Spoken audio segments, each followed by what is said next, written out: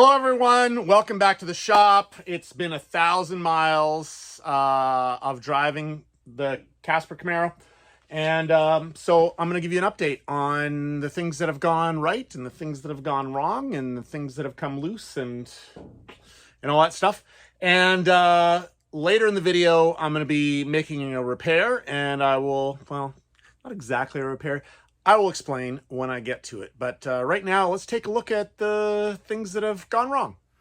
First up, let's talk about this power steering reservoir. So when I autocross the car, I would find little shots of power steering fluid up here on the underside of the hood, and then some splashy splash of, power steering around. So what I did was I drilled and tapped a hole in the top there, and I ran a hose, an overflow hose, to this canister here. And so now if this gets any fluid in it, I can just turn it like this and it'll just drain right back into the reservoir. But I'm going to tell you something exciting about this. Okay, so I was looking at overflow tanks because I was planning on doing an overflow tank for this.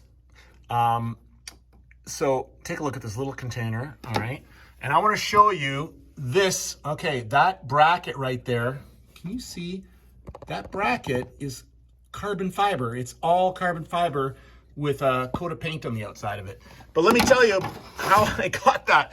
Because I was looking online at reservoirs, and I went to the speed shops for reservoirs, and what I found was everything was too damn heavy. So I went to a bicycle shop and I said, show me your drink bottle holders. And they showed me that one, and that one's made of carbon fiber, and it wasn't even that expensive, and it weighs absolutely nothing.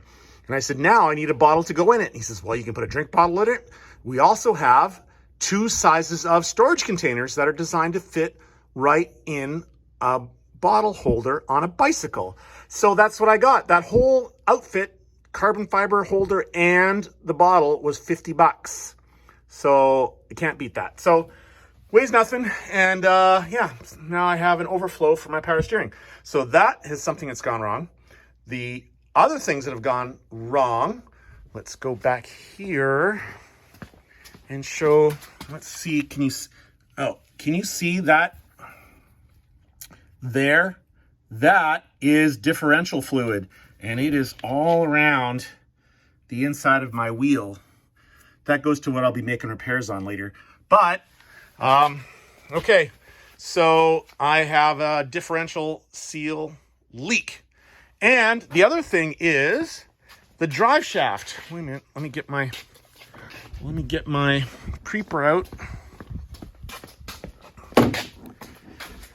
Okay. The drive shaft vibrates at 110 kilometers an hour. So I don't know what that is in speed. That's like 70 something. Okay, so now look, I put a hose clamp on there. Now this has been a last ditch resort. I kept thinking that the drive shaft vibration was due to the angle of my pinion there versus the angle of the transmission, but I have had the car, I put it up on stands at ride height, I've measured it, it's perfect according to the Tremec app. It's actually an angle finder you put on everything, and it tells you whether you get a green light or not, and it's all accurate, and I've triple checked it, and so that isn't it. It's actually the drive shaft is out of balance. So just as a check, what I've done is I put a big hose clamp on here, and see this part here obviously is heavier, all right, and I mark it. So if you can see, let's see. If you see that spot there, that's where I had it one time. That's where I had it another time. I mark it as I go around. So, and there's a factory weight that's welded onto there. So, turns out that when I put it on the opposite side, when I put it on that mark right there, that's the first place I put it, it reduced the vibration. So then I went around to the same spot as the weight, and that increase the vibration. So now I'm trying 90 degrees from that to see if that reduces the vibration or not. So That has been another problem with it. So those have been the only sort of mechanical glitches with the car. Everything else is functioning fantastic. There have been some nuts and bolts that have come loose, and I'll show you those. But it turns out that you can get orange thread locker now, and orange is high strength but removable. So it's sort of a cross between the blue easy stuff and the red, it's permanent stuff. So I got orange, and I've been putting it on all the fasteners that have been shaking themselves loose. So let me show you what bolts have shaken themselves loose. That one and that one. That one, that one, that one, that one, that one. That motor mount bolt. That bolt, and that bolt, which all hold the splitter on. This is the underside of the car. This giant bolt, which bolts the body to the frame. And these bolts here holding the wheel on. They were only a little loose. Like, it's not like it rattled or anything, but they were sort of like, I don't know, finger tight. They weren't quite tight. Maybe some of you haven't seen my rear brakes, but this is them, and this is my little baby electric e-brake.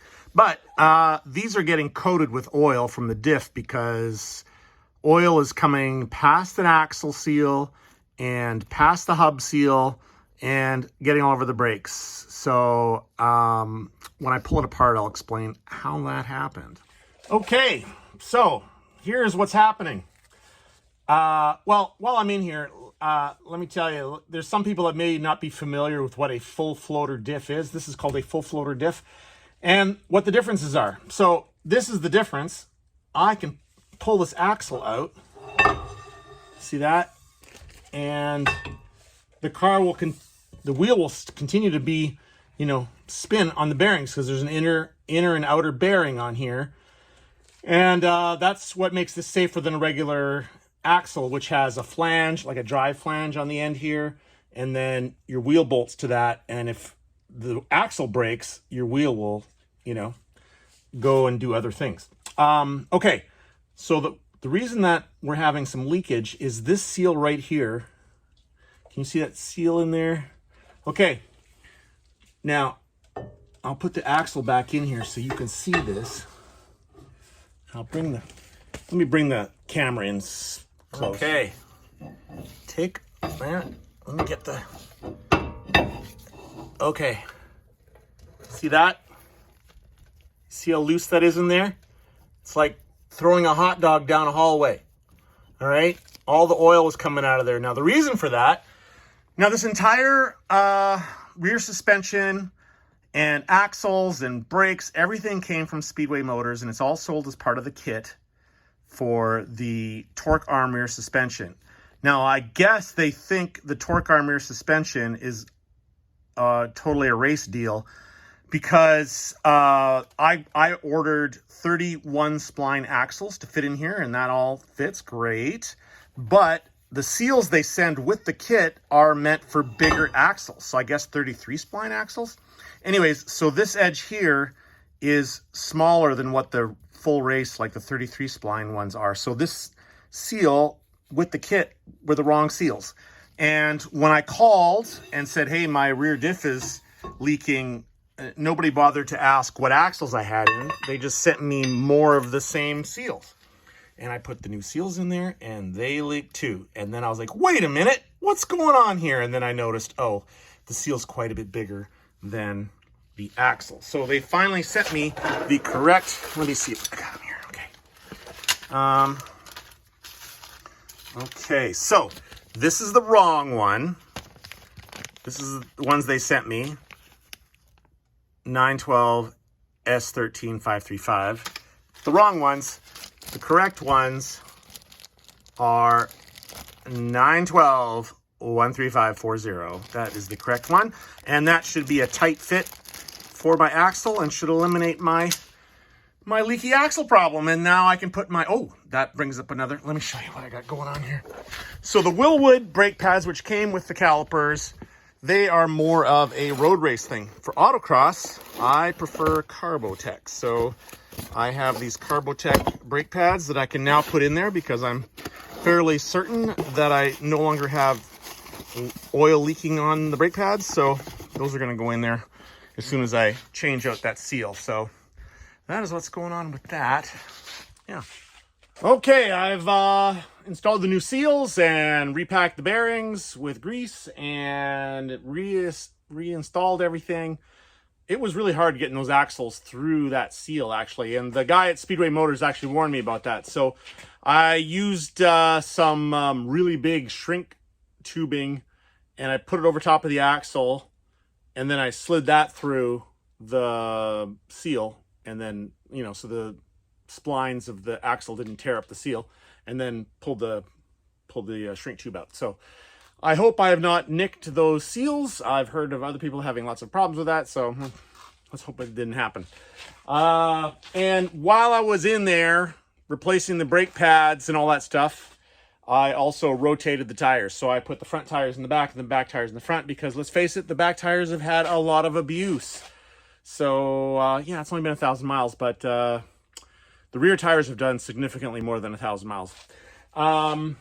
Yeah, so that's where I'm at, and I don't know how long this video is going to be. I'm going to go into the editing bay, and we're going to put it all together, and hopefully it's going to be a good video, and I hope you find it interesting. And I have an autocross, the second autocross for this car this coming weekend, so hopefully that turns into a really good, successful video, and yeah, we'll see you then. All right, see you in the next one.